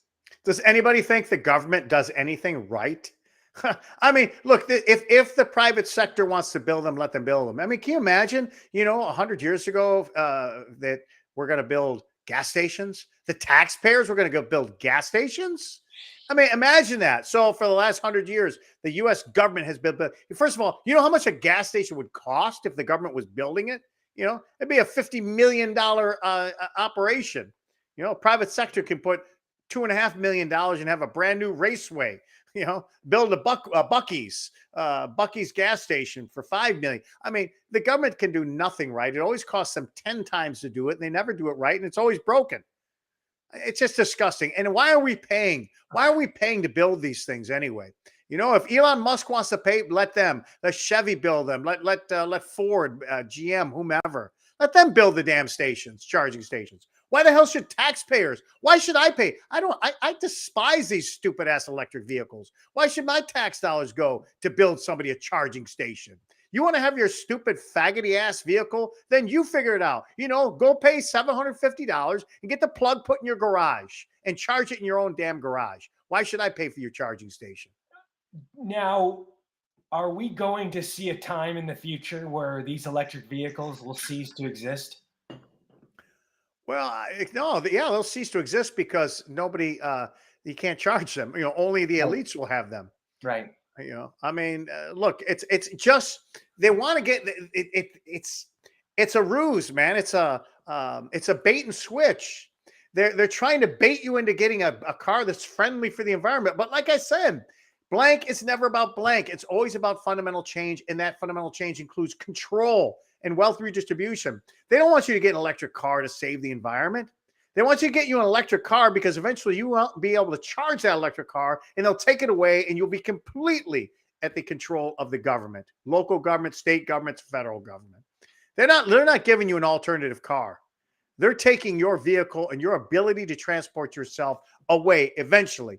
Now, it doesn't happen immediately, Right. but look at the 45 communist goals. That was written in 1962 or 63. Yeah, I mean, so they play this long game. 25, 30 years from now, maybe there won't be any vehicles on the road unless it's mass transit, or the uber rich will have their vehicles. Yeah, and then we got flying cars coming into play. Yeah, right. And who's going to have those? You think the average Joe is going to have a flying I car? would say within 20 to 30 years, the average Joe will have them. No, he won't. The average Joe isn't going to have the ability to buy them and to charge but eventually, them. like most things, they'll become affordable after they've been on the market for a while. They'll start making flying cars. It sounds good, but it's not possible. I mean, we cannot control people's lives on the road in 2 dimensions. I mean, how do you road rage? Can you imagine fly rage? Somebody think about it. Air rage. Somebody rear ends you at a stoplight. Maybe your neck is hurt. Maybe you get an ambulance. Maybe you get out. Maybe you get in a fight. You say, "What the?" Somebody rear ends you in the sky. You both fall and get blown up. And then you kill a bunch of people on the ground. Look, this is all pie in the sky and all sounds good, but I got news for you. Cities with, like they see in the movies, well, that ain't going to happen. Now, maybe they'll have some kind of, Elon Musk, collision avoidance thing. But look, we got way more problems that we need to solve before to even for the preservation of mankind in of itself that is at stake right now before we ever get, 50, 80, 100 years into the future. Really seriously think that the pace that we're on, that mankind is going to last 100 years? I don't think so. I mean, I look at what's going on in the world, and man, I can't see mankind lasting 50 more years of this. Yeah, dude, it's a crazy time. And we were talking about the economy. I mean, going back to this though, you don't think the flying car thing in your lifetime, you don't think you'll see it? I mean, I might see like one person or a couple of wealthy people that might have some kind of vehicle that they can, jump in and fly. But, I mean, it's just extremely dangerous. I know as somebody who flies in airplanes, and I've also flown helicopters. I mean, just putting these things in the air, I mean, something bad happens in the air, you're plummeting to your death. It's not like you're go in the ditch, maybe I get hurt. I flip my car over. And I mean, bad things happen, 1,000 feet off the ground, and it isn't the fall that kills you. It's a sudden stop at the end. It's not pretty.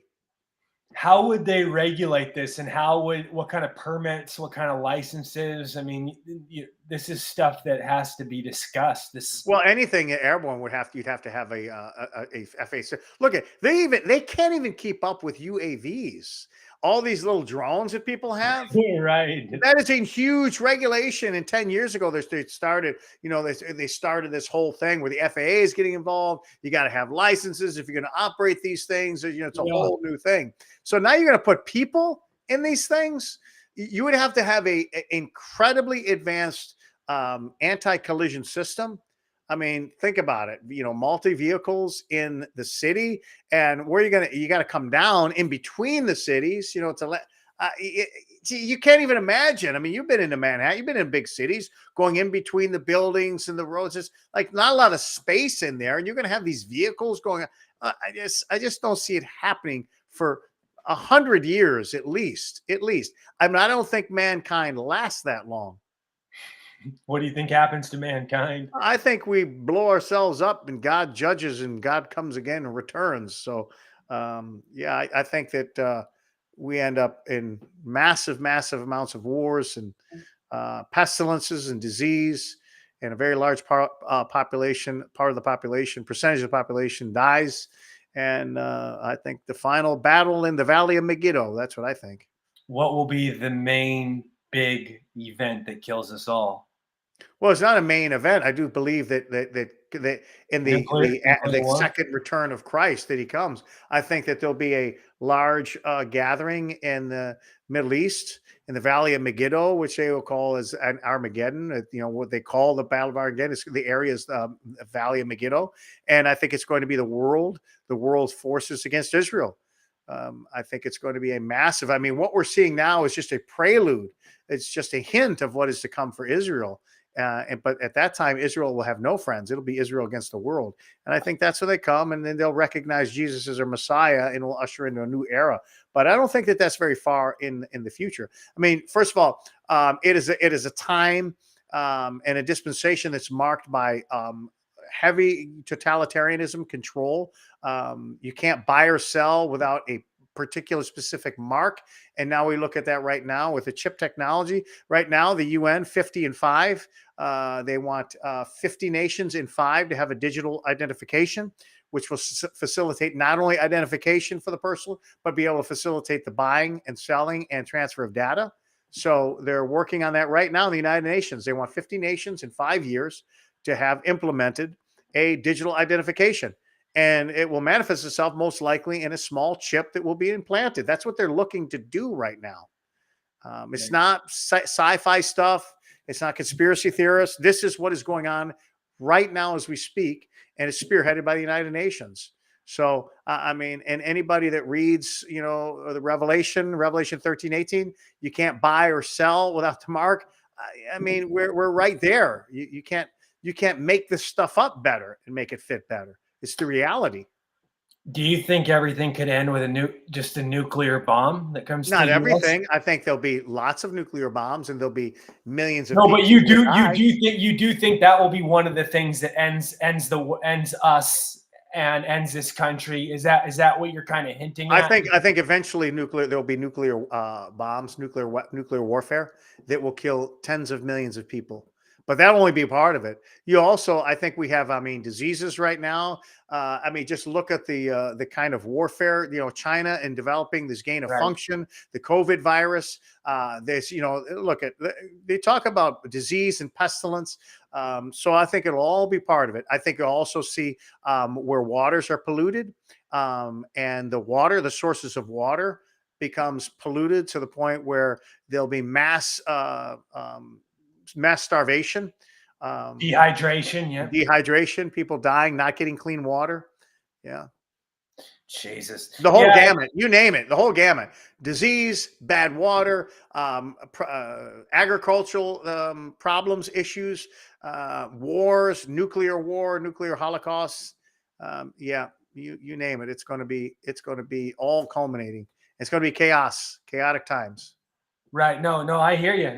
And it's, we're definitely living in times like never before. I mean, unrecognizable. So there's some economic things. I mean, so we're hearing a lot of mixed opinions. We're seeing a lot of bad things, but we also have people that are having tremendous amounts of optimism. For instance, Wall Street analysis is optimistic for 2024, but they were also optimistic for the last couple years, and we saw how that turned out. So I'm going to take that with a grain of salt. Pending home sales have dropped to a record low, even worse now than during the financial crisis. And another thing that caught my eye, November saw the biggest corporate buybacks on record, and then the mortgage rate in order, we can talk about this mortgage rate thing after, but those three things I just mentioned, I mean, the Wall Street analysis is optimistic for 2024, which I said doesn't really mean much. I mean, because their predictions have been wrong in the last couple of years. Pending home sales dropped to a record low, even worse than the financial crisis, which really is catching my eye. That's terrifying. And then the whole November saw the biggest corporate buyback on record. Interesting.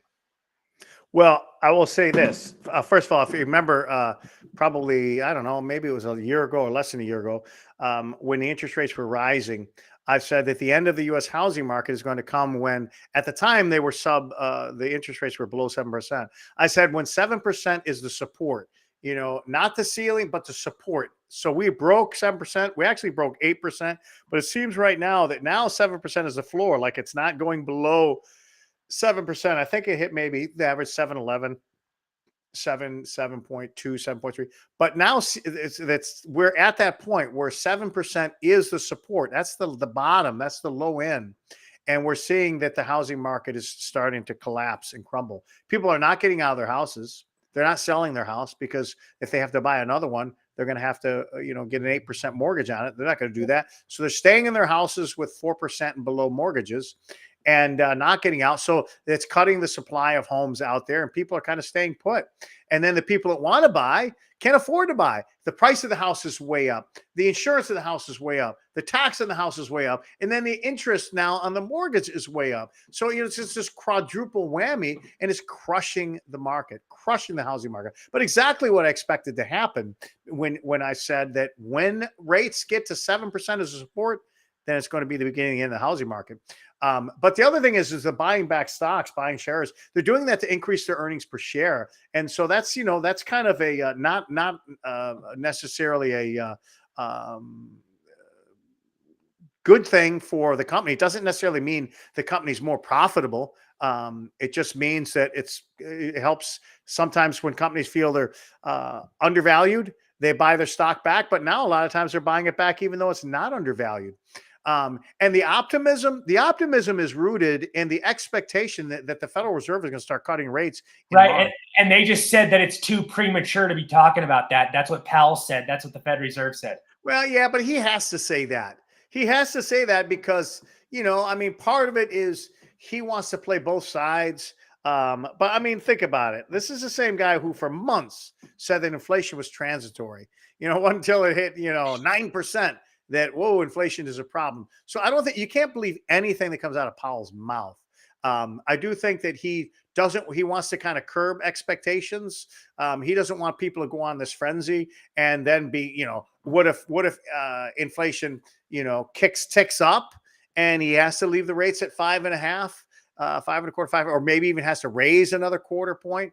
I think he wants to leave that door open. But the fact is the markets are saying, we cannot keep it like this. We're already seeing huge weaknesses in the market because the market can't sustain these high interest rates for much longer. And they're pricing it in. So that's why the markets are positive. They expect that the Federal Reserve is going to cut the rates as early as March. And that's going to be a real rally for them. But I don't think it's going to help. I don't think it's going to help anything. They've done too much too quickly now, and it was too late. It's way too late. First of all, they're way behind the curve, and then they did too much, and I think it'll be the same in reverse when the economy hits the fan in early next year. Yeah, and you were just talking about mortgage rates. It says here the mortgage rate has to fall to 5.5%, or the median price home has to fall by 22%, or the median income has to increase to 28% for housing to become affordable, according to Moody. Yeah. I saw that article, and none of it, of course, is going to happen. But that is accurate. That's pretty accurate, right? Well, it's accurate, but it still doesn't bring homes back to 5 years ago.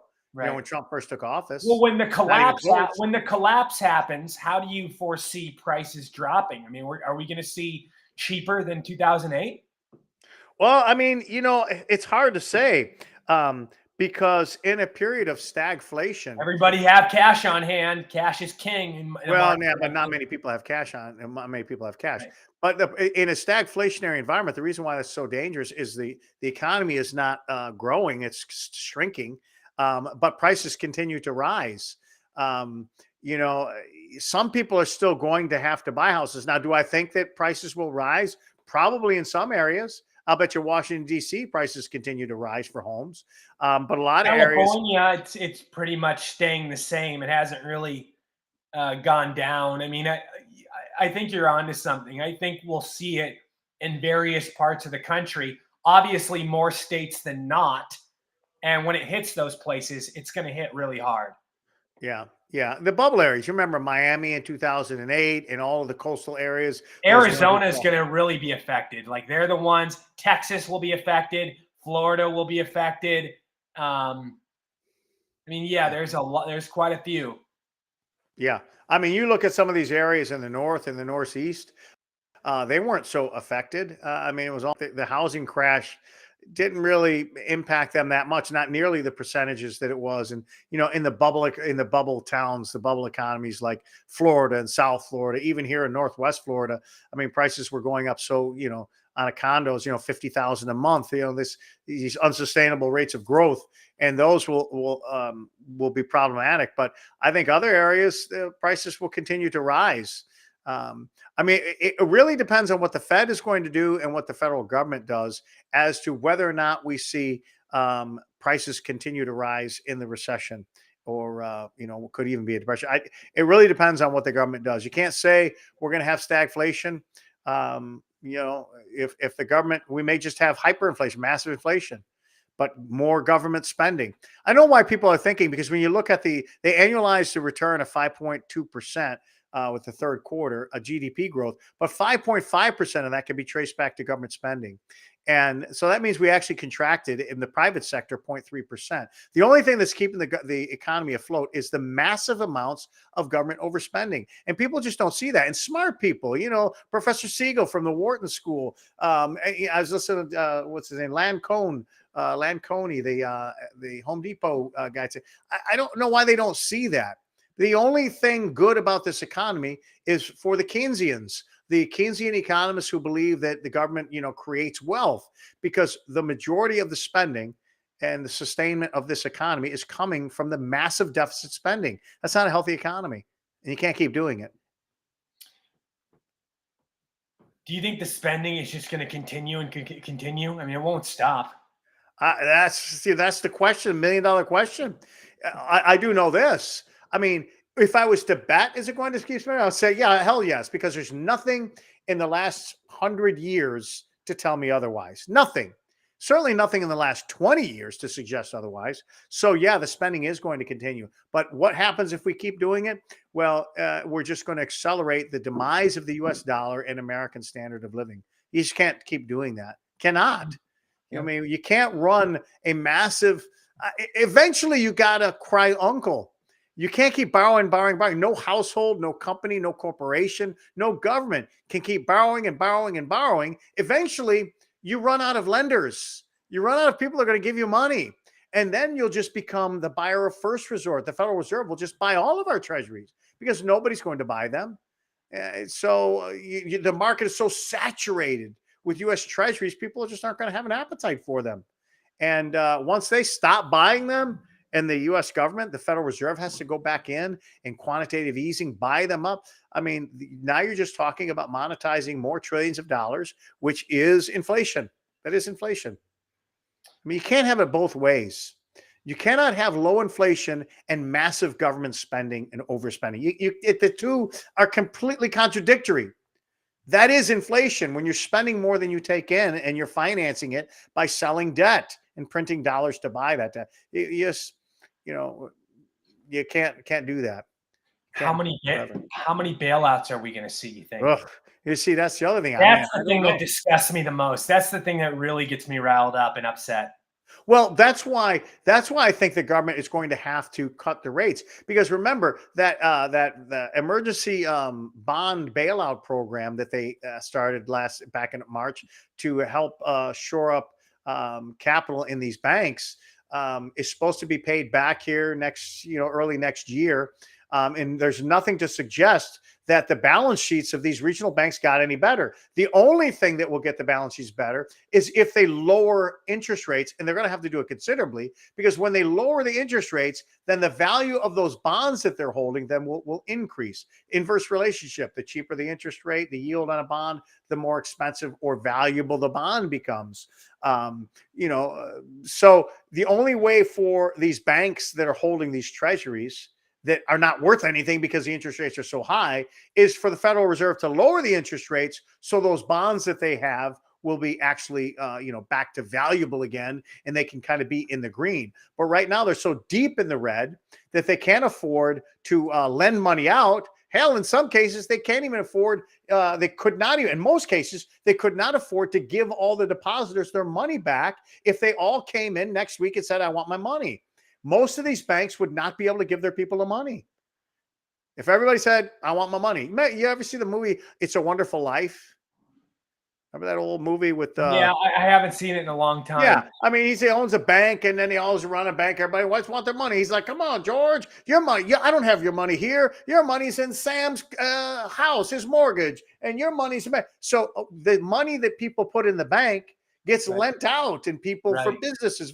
So if you want to come get that money, everybody comes at once. Yeah, if 10% of the people come, yeah, we got the money for you here. How much you want? Yeah, we'll give it all to you. But if 60% of depositors come, they don't have the money. See how they go break? They go broke.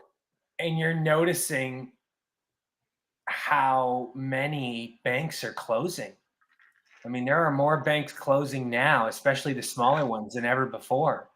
It is scary stuff. Yeah, that's why I think that they're either they're closing, they're going under. There's so many reasons why the Federal Reserve has to lower interest rates. And there's only one reason why they can't. But that reason can be solved by the fiscal policy. The only reason to say why you have to keep the interest rates high is because of inflation. It's the only way they're going to get inflation down. You've got to discourage people from borrowing and spending money, and you got to suck that money in for the higher interest rate.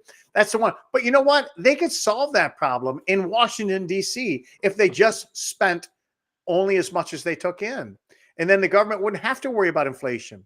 But inflation is because we have to print too much money to monetize the debt. Government spending is what causes inflation. So they got all these reasons why they should cut interest rates. And the one reason why they shouldn't cut them could be solved by Washington, and that ain't never going to happen. So we're kind of in this quagmire. Unfortunately, it's going to be interesting to see what happens as time goes on. We'll know a lot more in the coming months. Before we go tonight, big news. Our buddy, our friend, who we really adore and we're praying for, George Santos, 2024. HBO is planning a George Santos movie. Who's going to play George? This guy is more famous than anybody in Washington. Who else is getting their own movie? Is somebody going to play George, or is it going to be like a documentary? Well, listen to this. A movie about the life, lies, and crimes of disgraced GOP Congressman George Santos has already been put in the works at HBO, with Veep executive producer Frank Rich at the helm.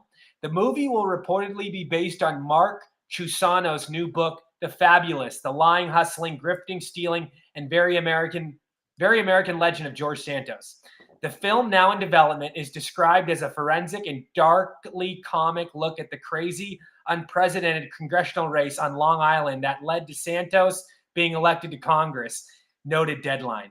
It comes from Frank Rich, who executive produced HBO's Emmy-winning Washington, D.C. satire, Veep. Rich also helped produce the HBO Emmy-winning drama Succession. Wow, dude. Holy shit. The narrative will somewhat model The Great Gatsby, and that follows an outsider who exploits a system to become congressman for one of the wealthiest districts in the United States. Wow. George Santos was expelled, blah, blah, blah. Yeah, we know that. Wow, this guy's more famous than all of them. Jesus. Getting his own movie, man. I mean, even though they're ragging on him and they're going after him and they're bashing him, he's still getting his own movie. A movie's a movie, man. Jesus. I want to know who's going to play George Santos. God, that's a really good question. Who do we think? They're looking at some people. I'm going with some names like George Salazar. I've never heard of these people. Nelson Franklin, Bowen Yang. I've never heard of any of these. George. They're going to have him. Is he going wearing to his campaign. I got to see it. He'll pull out one of his campaign checks and cash it, and then go get his Botox because he's accused of getting Botox treatments using campaign money. I mean, this guy is unbelievable. Now, do we think this is the last we'll hear of him, or do you think that he'll get some big gig? Do you think he'll be charged? Like, what do you think's next for George Santos? I don't know. Maybe George. Maybe he should like play himself in the HBO movie. You know, Yeah, he could make a couple bucks. Might as well.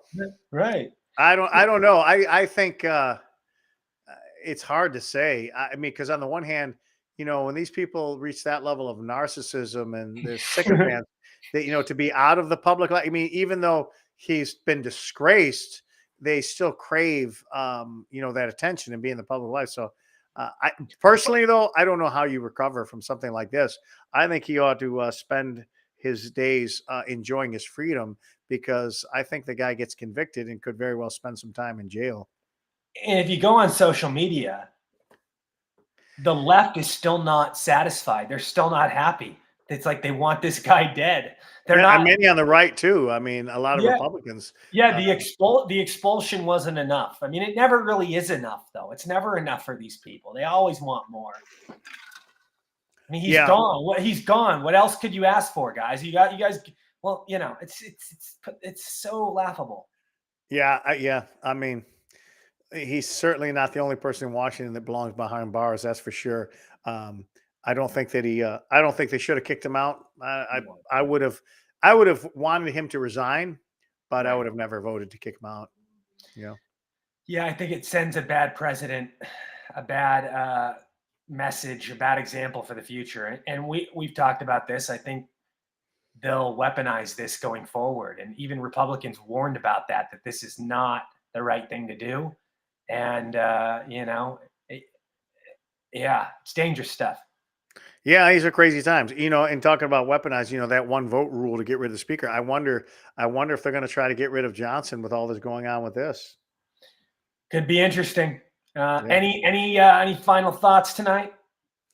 No. Well, I will. One final thought in the sports arena, because I'm not that I really have any dog in the fight, but I am a Floridian, and I do. No, I know FSU got robbed in the playoffs. It was just not good, and I mean, I get all the justification. I just don't think that. I think the justification more supports the idea of putting FSU in. You know, all right, they're playing on their. You know, they didn't have their starting quarterback. They weren't saying that should be all the more reason why they deserve a shot at the title, because they were able to come from, you know, to be able to overcome those odds and the loss of their quarterback, and you know, and go, you know, be an undefeated team, you know, 13-0. Yeah, amen. It'll be interesting. It'll be interesting to see who pulls it out and prevails and wins it all. I'm going with UW. I think. I'm kind of yeah. Who do you? I just don't want it to be Alabama. I don't want it to be Alabama, and you know, I kind of like Texas. I don't want it to be either of the teams that got a loss. You know, because I don't know. I don't think that a team with a loss should get into the Final Four. I think it should be undefeated. Agreed. And this year they were supposed to start the 12-team playoff, but they're waiting now till next year to do that. Yeah. Did you hear about that? No, I mean, I thought that I thought a long time ago they should have done that. But instead of 4 next year, it'll be 12. 12, yeah. I mean, I don't know. I think 8. Couldn't they do 8? Might be a little better, but definitely not like this. Not when you get 4 and you leave a team like Florida State out. Yeah, I know. Robbery for sure. Anything else? That's it, my man. All righty. Everybody, I want to thank you all for tuning in tonight. It's been a fantastic show.